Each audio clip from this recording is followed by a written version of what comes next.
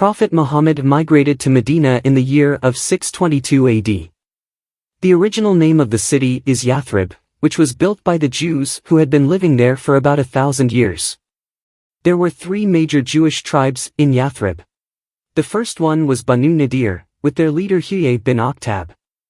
He was the father of Safiya binti Huyay, who later became the wife of the Prophet after the Jewish Khaybar robbery.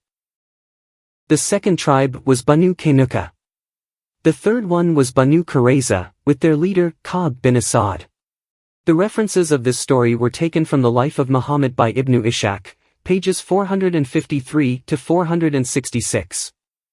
History of Al-Tabari, Volume 8, pages 34 to 36. Go ahead, download these two books from the links below. The Jewish community in Yathrib accepted the Prophet and the Muslims from Mecca as respected guests. They never attacked or forced the Muslims to leave their city. Conflicts happened after Muhammad wanted to force his faith, Islam, on the Jews and their religious leaders. As expected, the Jews rejected Islam, let alone acknowledged Muhammad as a prophet of God. Since then, hatred started to emerge in Muhammad's mind against the Jewish people. Evil Quran verses toward the Jews began to appear in Quran. For example, Quran, Surah Ali Imran verse 85 states that no religion except Islam is accepted by God. Surah Al-Ma'idah verse 33 orders Muslim to kill, beheaded, crucify, torture those who dare to disobey Muhammad. Surah Al-Ma'idah verse 51 orders Muslims not to befriend Jews and Christians. And many more similar verses. Muhammad then attacked the Jews from Banu Nadir and Qaynuqa. After successfully defeating them, he expelled all the people from those two tribes from Medina. The only Jewish tribe left was Banu Qurayza. The Prophet had been longing to slaughter all of them. But, before that could be done, the Quraysh army from Mecca came to attack the Prophet and Muslim soldiers in Medina.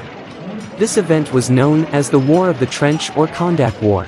To prevent the Quraysh army from getting closer to Medina, Muhammad ordered his army to dig a long trench in front of the city. Although there were conflicts between Muhammad and the Jews, the people of Jewish Qurayza still helped the Muslims by supplying them with war equipment and shovel to dig trenches. But their goodwill did not change the evil plan in Muhammad's mind. To understand the story better, let's follow these illustrations. After the Khandak War was over, Muhammad returned to Medina, to the house of Salama, who was one of his wives. Salama, prepare some water for me to wash my hair. Yes, Rasulullah. While washing hair, Muhammad was thinking, I better use this opportunity to get rid of the Jewish Banu Qurayza once and for all. He quickly met Ali bin Abu Talib. Ali, Jibril instructed me to attack Banu Qurayza. Tell the soldiers not to do Asar prayer and march straight to the fort of Banu Qurayza. Yes, Rasulullah. Muhammad rode his donkey, with 3,000 Muslim soldiers marched behind him. When they reached the fort of Banu Qurayza, they started to besiege it. The Jewish soldiers watched from their fort. Muhammad yelled at them, You brothers of monkeys, has Allah disgraced you and brought his vengeance upon you? The Jewish soldiers replied, Oh, Abul Qasim, you are not a barbarous person, right? They mocked Muhammad because they thought it would embarrass him with his harsh words. After that, the Muslim soldiers attacked the Jews with archery. But their effort was pointless. A Muslim soldier approaches the fort too close. A Jewish woman cast down a milestone from the fort. The milestone fell on the Muslim and killed him. Muhammad was very angry to see this. They will pay dearly for this. The Muslim army continued to besiege the fort for 25 nights. Inside the fort, the Jews started to feel the pressure. We have no more food now. We cannot stay here any longer. Huyay bin Akhtab, the leader of Jewish Banu Nadir, was in the fort to help his friend Ka'b bin Asad, the leader of Jewish Banu Qurayza. It is clear that Muhammad would not leave us until the end of us. It seems that way. The Jewish people starved and frustrated. I don't have anything to eat for my children. I have the same problem. Ka'b bin Asad said to his people, O Jews, you can see what has happened to you. I offer you 3 alternatives. Choose which one you please. We will follow Muhammad and accept him as a prophet from Allah, and then your lives, property, women and children will be saved. We will never abandon the laws of the Torah and never change them for another. What about if we kill our wives and children and send our men with their swords to fight Muhammad? If we perish, and we shall not leave our children behind us to cause us anxiety. We cannot kill our children. How can we live when they were all dead? The last suggestion is we attack Muhammad by surprise tonight. He would think we won't do that because tonight is the Sabbath. We will not violate the Sabbath. Not a single man among you from the day of your birth has ever passed a night resolved to do what he knows ought to be done. Ka'b bin Asad sent a messenger to Muhammad. Go to Muhammad and ask for Abu Lubaba from Banu Awaz. The Banu Qurayza were the allies of the Awaz. The Jewish man met Muhammad. Please send us Abu Lubaba, so that we may consult him. Fine. Send Abu Lubaba to their fort. Abu Lubaba and the messenger came inside the fort. Jewish women and children went up to him, crying and weeping. O Abu Lubaba, do you think that we should submit to Muhammad's judgment? Yes. Abu Lubaba moved his hand across his throat, signifying that Muhammad planned to slaughter all the Jews. Abu Lubaba left the fort. The Jewish women and their children cried hysterically. The Jews made a proposal to Muhammad. Tell Muhammad that we are willing to evacuate our territory and move to Adriat with the protection of Banu al-Awaz. But Muhammad rejected the request. No, you have to abide by my judgment. When Ka'b heard about this, he knew he had not much option. We will surrender to Muhammad in the morning. In the morning, the Jews of Banu Qurayza surrendered to Muhammad. The Muslim soldiers chained the male Jewish prisoners and kept them in the fort until Muhammad decided their fate.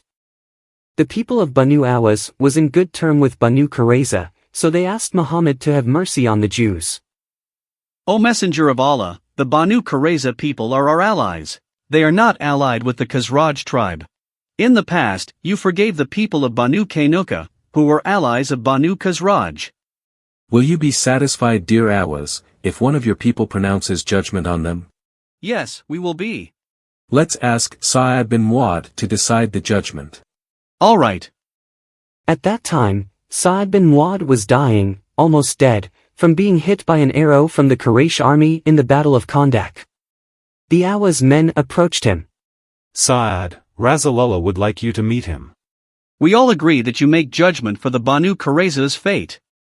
They mounted him on a donkey to meet Muhammad. Sa'ad, be kind to our Jewish friends, for the Prophet has appointed you to be the judge of their fate. They didn't seem to know that Sa'ad was a Muslim who hated the Jews. Sa'ad bin Mu'adh met Muhammad. O Sa'ad, these people have agreed to accept your verdict. Sa'ad knew that he would die soon, and he wished to take as many unbelievers as possible with him to offer to Allah Almighty. I judge that their warriors should be killed and their women and children should be taken as captives. Everybody shocked to hear the verdict. But Muhammad was very happy with Sa'ad's decision. You have given a judgment similar to Allah's judgment. Jewish women and children were separated from their husbands and male relatives. The wealth of the Banu Qurayza, as well as their livestock, was taken out as war booty for the Muslims. The Muslim soldiers threw away Banu Qurayza's wine and liquors. Long trenches were dug along the marketplace of Medina. About 800 to 900 male Jewish prisoners were divided into groups of 5 or 6 people.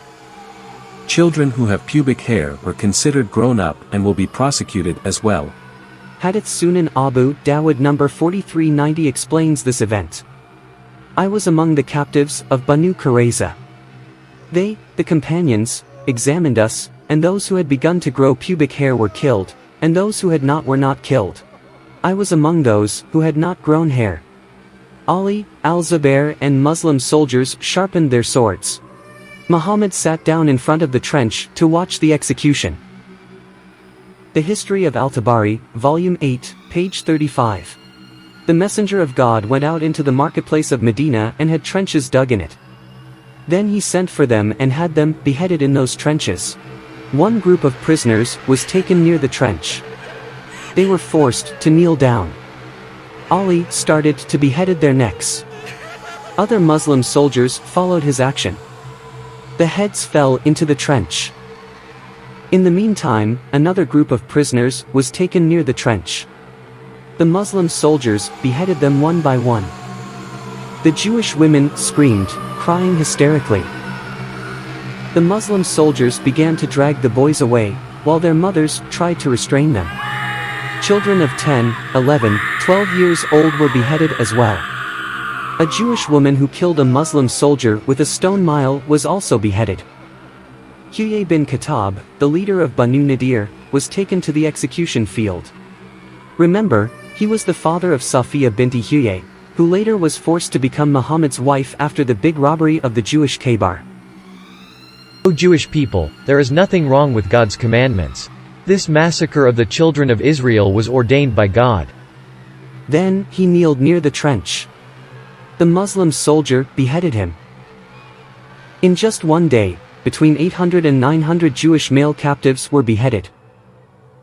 The History of Al-Tabari, Volume 8, page 35. They were brought out to him in groups.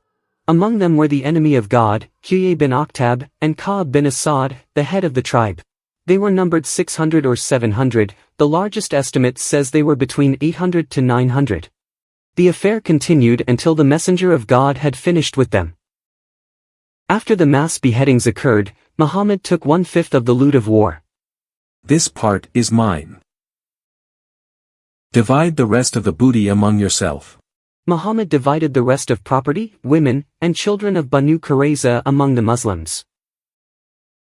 Let's sell them, to make a lot of money. We will be rich. According to Hadith Sunan Abu Dawud, number 3946, the price of a slave at that time was around 800 dirham or $2,500. By having slaves of 1,000 Jewish women and children, the Muslims gained a lot of wealth from this jihad.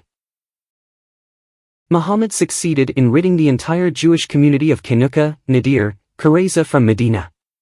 He also managed to confiscate all their land, property, women and children. I came here with nothing, but look at what I have now. This means a guest came and was respected, but he later killed the host, robbed the house, and enslaved his wife and children.